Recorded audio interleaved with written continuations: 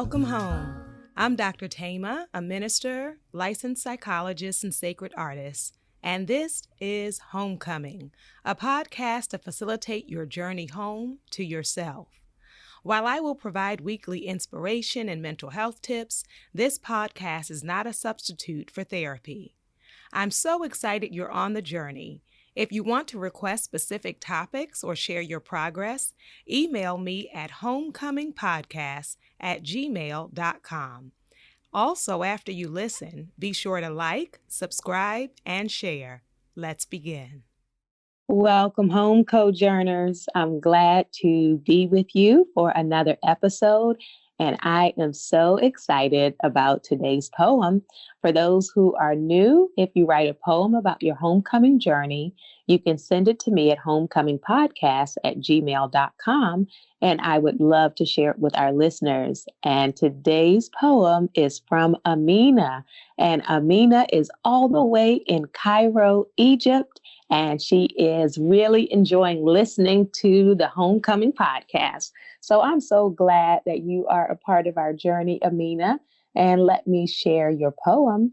It is Amina Setki. A room with no air, just a fact, and is not fun. 'Cause this room is me, body, bones, and flesh, yet I cannot run. I look the same, you wouldn't notice, but all I feel is numb. I twist, turn, and laugh to cope. I can hear you call me dumb. No place to go, all roads are closed, like there's an earthquake and all is null. But the truth is, it's just a broken home with lots of harm being done. That an earthquake is considered a roller coaster, and I'd invite you all to come, rather than spending a day in my room, where it's so bright you can't open your eyes, and not because of the sun. Ah, Amina, I feel that, and I am with you in that room. And as you said, that room is you, your body, your bones, your flesh. I thank you so much for painting for us that picture of what it feels like when we're in that place of numbness, but really dealing with the realities of harm. And so I'm grateful for your words, for your heart, for your spirit, and for your presence here as a co-journer on this homecoming experience. Yes. So, Amina, we're grateful you're here. And for all of you, my heart is full knowing that all around the world, we are making this journey home to ourselves. And a part of that experience can sometimes be the numbness as well as the pain. And so today we have a really important topic, and that is grieving the loss of a loved one. Grieving the loss of a loved one. And we want to really take a look at the realities of grief and mourning, especially in times like this when there have been so many losses, so many loved ones who have passed away. And death of a loved one can really stop us in our tracks. It can cause us to lose our balance emotionally, psychologically, spiritually. It can even result in our bodies kind of shutting down and being what Amina said, feeling numb, right? Feeling that disconnection with the loss. And so I am really appreciative of those who are trying to make their way back home to themselves, even with the realities of grief, of mourning, of loss. And whomever the person or persons are that you lost, I want you to know we as a community extend our condolences and our sympathies to you. And there are those who have buried parents, those who have had to bury their children, siblings, partners, spouses, friends, cousins, great-grandparents, and whomever the person was in your life. The fact that they were in your heart, touched your heart, affected you in some way, shaped you, to really take in the impact of what it means to try to put the pieces of life back together again, and sometimes putting them together in a new order, because we understand that death can shatter so much of our life experiences that when we resume, it often will not look like or feel like it did before. And so being prepared to accept the new reality of life without your loved one. And there can be so many emotions that come up related to the death of someone you care about. And Amina said one of the words, which is numbness, of just not being able to feel emotionally, not even feeling it in your body, in your heart, in your spirit.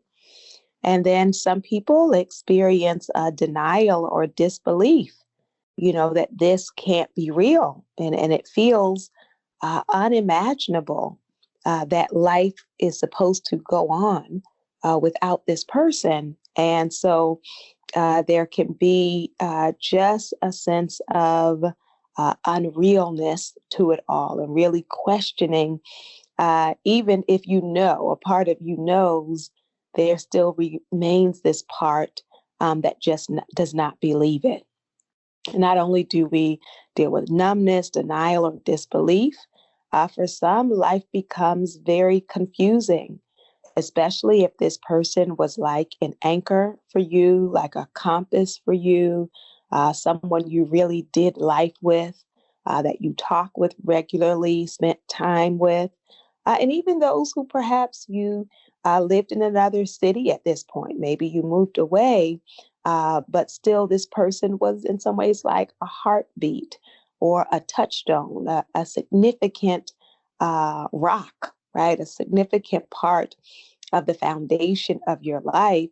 And so it can be very confusing making sense of the rhythms of life, making sense of identity, making sense of future without this person, especially if you always imagined life with them, right? Of doing life together. And so it can be disorienting to try to make your path from here, or even just getting through each day. There can be a lot of confusion about what now and does it really matter?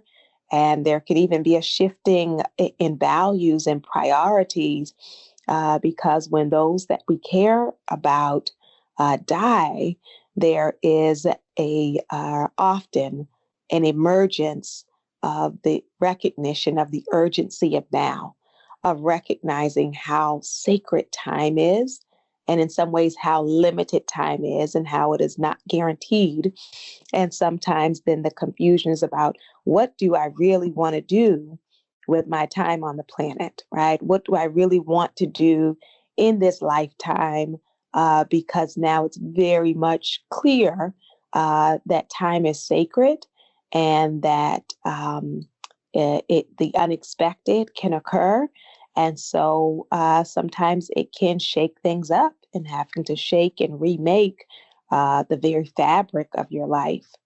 For some, there really is still being in shock, especially when we talk about unexpected death and traumatic loss, traumatic grief and loss, is this sense of being stunned, like that your world got turned upside down without notice, that someone pulled the carpet from underneath your feet, that suddenly, left was right and up was down, like everything gets turned around. And so just feeling stunned, you may find yourself sometimes really barely breathing, or that shallow breath that we get into when we're in that place of shock.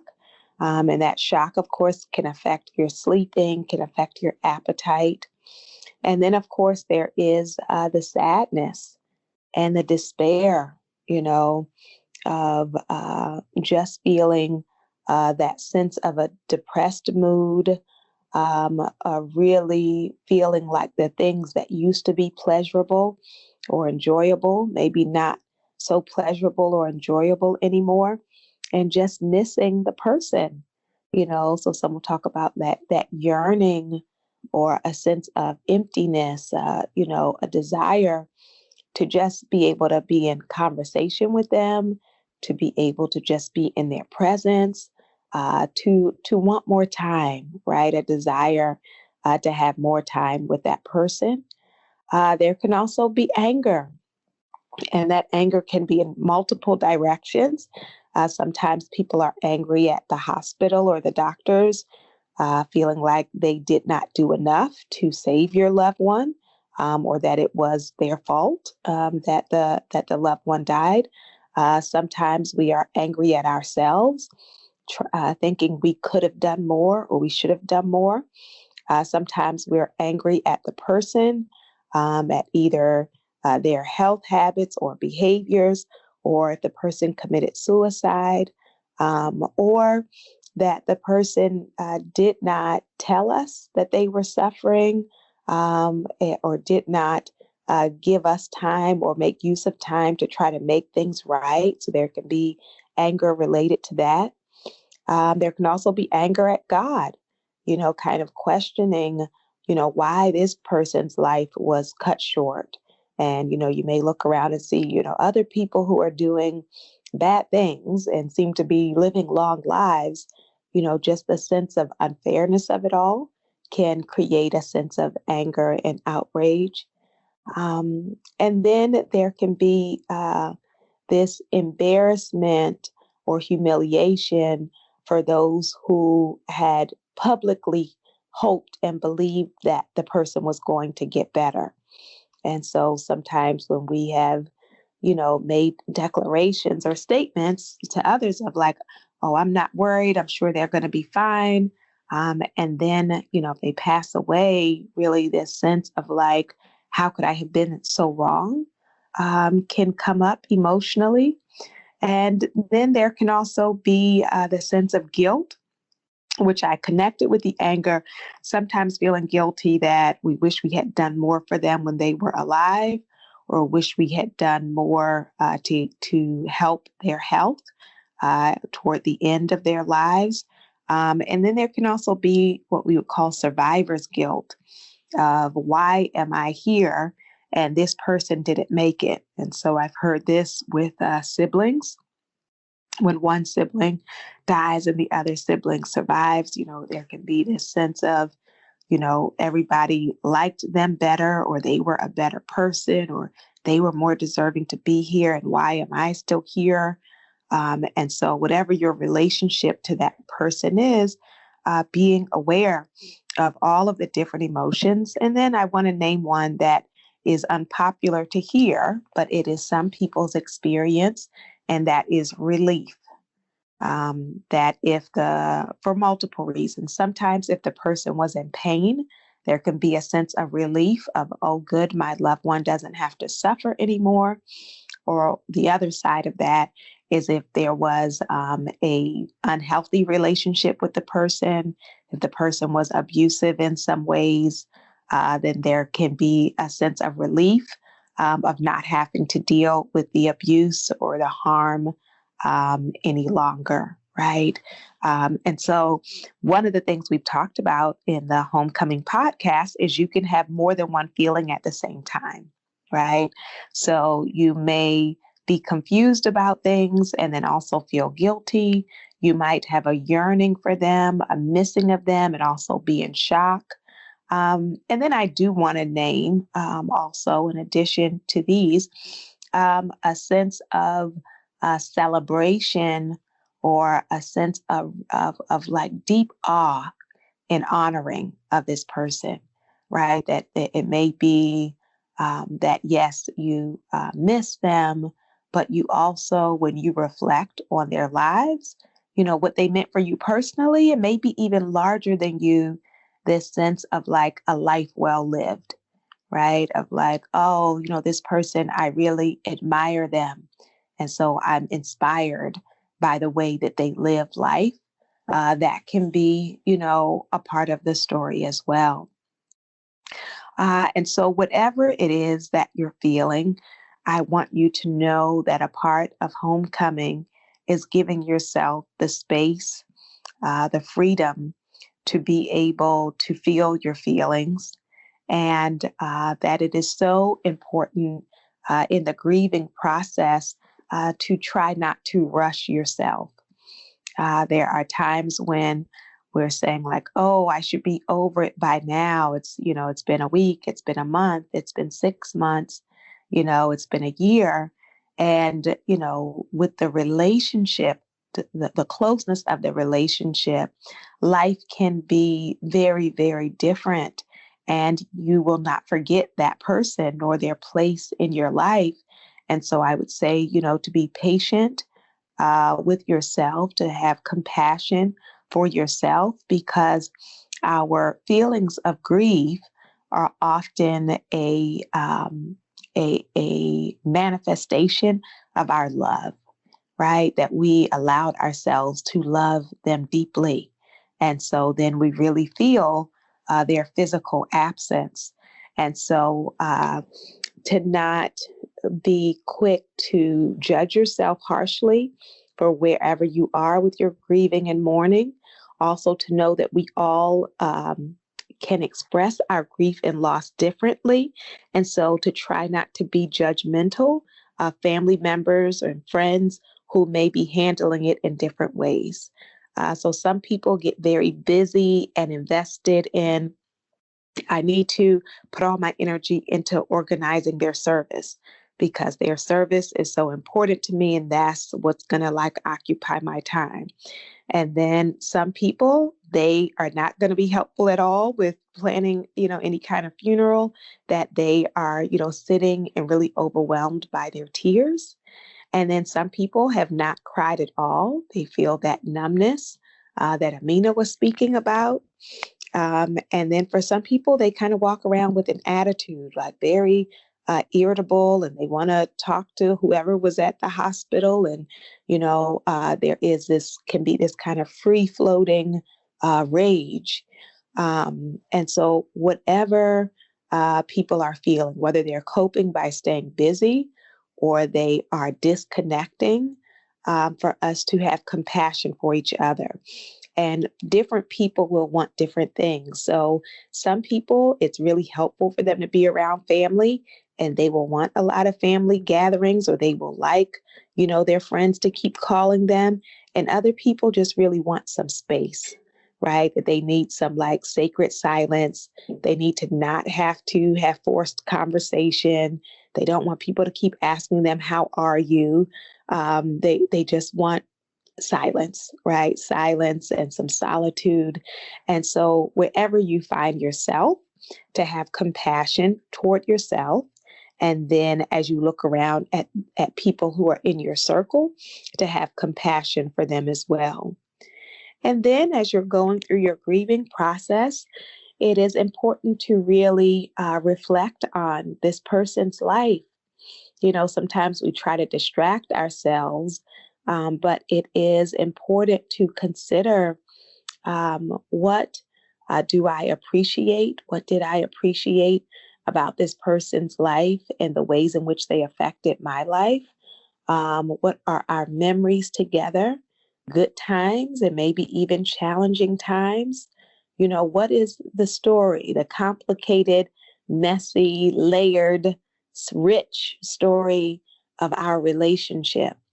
And as you reflect on that, to really consider what you learned and what you gained from having known this person, what you learned from their life, what you gained as a result of you all's relationship, which really puts us in a place of gratitude for any of it that was good. And not only do we want to feel our feelings, to really take time to reflect and honor this person who we loved and cared about. But then you want to be mindful about seeking support. Who are the people who you feel you don't have to perform in front of, right? Who are the people that you can tell the truth, whatever it may be that day, that week, that hour. And so it really is important to have supportive relatives and friends who will be there beyond that one day, beyond the one week, but who are more consistent in your life. And then I would also encourage thinking about joining bereavement groups because it can be helpful to talk with other people who are in the process and on the journey as well. And so, whatever community you find yourself in, family circle, friendship circle, support group, is to get in the practice of expressing what you feel, not what you think other people want to hear. But I hope there are some people in your life that you can tell the truth to, however complicated that is. And many people have complicated grief because they had complicated relationships with their loved ones. And then it is important during your grieving process to be mindful of your own health and wellness. Many times, as I mentioned before, with being shocked, we can lose sleep, we can lose our appetites.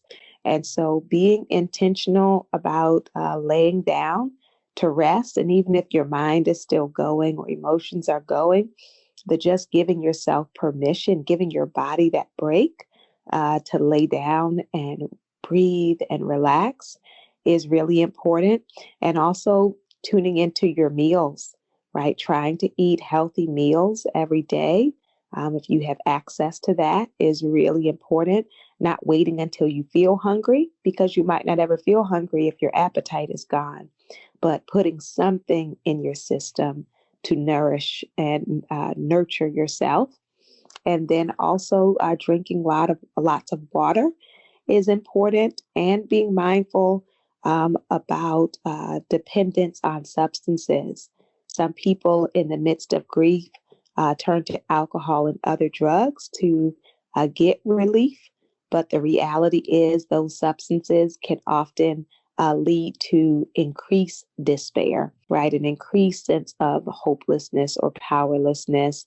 And so you want to be mindful about what you are putting into your body temple and trying to make choices that will edify and sustain your life.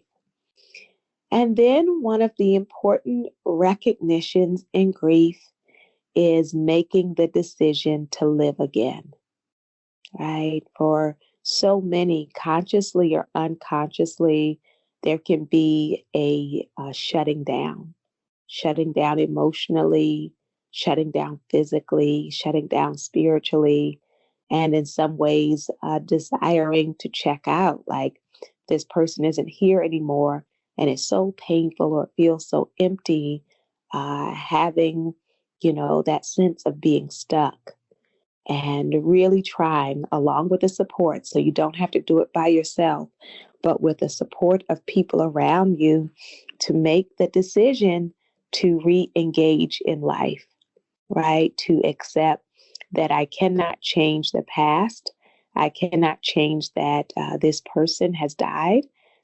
But now it is for me to choose to be present, right? To choose to live. For some people, it's in honor or tribute to that other person. And then for others, it is recognition and appreciation just for the gift of life. You may say, I don't know why I'm still here, but I'm here. So I want to live with the time that I am here. And so I hope that you have the supports in place around you and within you to be able to make that choice. I would say if you're in that grieving process, to try not to make major life decisions, because when our emotions are turned so upside down, to make a decision to move or to quit a job or to suddenly end a relationship, you may want to give yourself just a moment, a season for the dust to settle, to get more clarity about, what is the grief speaking, and what is my truth, right? What is the truth about where I am, what I want, what I need? Yes, that it is true that sometimes in the aftermath of losing a loved one, some things that you have been wrestling over may be very clear now. But I would just encourage with that clarity to give it a breath instead of doing 20 million huge things to change your life, when it really may just be the grief and you needing to take time to feel and to process the mourning. I have named the importance of being patient with yourself. And I also want to name the value of getting professional support as well. Talking with a therapist, with a chaplain, with a pastoral counselor can be helpful, has been helpful for many people. There are also self help books on grief and loss. New Harbinger Press has a number of those resources. And then I would encourage you to think about a physical object or a physical art form that you can have as a kind of touchstone, a connection, a memorial, a tribute to that person. For some people, it is putting the person's picture in a special place. For some people, you may create artwork in honor of that person. So, creating a collage, painting a picture, writing a song that is in celebration of this person. Some people will go out and get items that that person liked, like seashells, or if they liked elephants, that whenever you collect an elephant, you think about that person. And so, whatever that symbolic honoring and tribute is, that can be an important part of the process. Now, I do want to say for those who are listening who may be the friends of people who are grieving, that it is important as a friend to be able to sit with people in their sorrow. And one of my quotes is sacred silence is more important than filling the air with a lot of empty words. Sacred silence is more important than filling the air with a lot of empty words. And so sometimes, because of our discomfort, we can feel the need to just talk, talk, talk, talk, talk, trying to make the person laugh or smile or feel better. But sometimes when we do that, people feel like they have to pretend to feel better for our benefit. So it's important for you to be able to communicate that you're with the person, whatever it is they're feeling, that they don't have to dress it up for you. They don't have to perform it for you. That if they're really missing the person, if they're really angry, if they're really sad, if they're really empty, whatever it is they're feeling, for you to be a safe space for them to be able to speak that, to speak it out loud. And then you want to be careful about these cliches, or, sometimes people will, say these little statements that are supposed to take it all away. And so if you would relieve yourself of the false duty of coming up with a catchy statement, that will ease a lot of tension, because it can be very painful when people make these comments that are supposed to like wrap up the death of their loved one in like a nice bow, and supposed to just package it and make it okay, where really that saying of it's okay not to be okay, right? When someone that you loved and love so deeply is no longer physically present, it is disruptive, right? And there is no shame in that. You're not doing something wrong because you really, really miss this person. Yes. So you want to be that kind of friend and support person where people can share what they feel, where you're not giving these just like catchy statements, trying to make people act like they feel better. And then offering assistance, right? And not only offering it, is sometimes just volunteering it. Because if you just say, let me know if you need something, sometimes people will never say it. And so that's when we have the tradition of bringing food to the house or helping the person clean up, telling them not to worry, you'll take care of the kids, or whatever way you can practically be of assistance so that that person or that family does not have one more thing to worry about. And then also, encouraging the use of professional support. And again, not in a shaming way. It helps if you've ever been to a counselor before, and then you could recommend it, that when I was going through a really hard time, that talking to a therapist or a counselor was helpful. And, maybe you should give it a try. It might be helpful for you. To just put that out there is important. And the last thing I want to say is that children also experience grief. And sometimes adults avoid talking about grief and loss with children.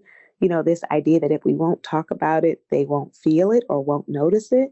And that's simply not true. If this was a part of their life, their grandparent, their parent, a friend from school, a sibling, and this person has died, it's important to talk to them, of course, at a stage that's appropriate to their age. And it doesn't have to be like graphic, gruesome details, but to really have conversations. And I want to say plural, because if you just mention it once, the kid may not have a lot to say because they're trying to digest what you just said. So you want to keep that door open for whenever you have thoughts or feelings about it, or if you're thinking about grandma, or you're thinking about your cousin. If you want to talk about it, we can talk about them anytime, right? You want to give them that message versus this idea that it is something that we can never speak about. Yes. So I am so appreciative that each of you are here, and knowing that there is grief, that there is mourning, bereavement, that there is loss, and yet a part of you is still committed to this process of coming home to yourself. And I know that can be very, very difficult, but I honor that you have even chosen to show up for this episode and to hear it through to its completion.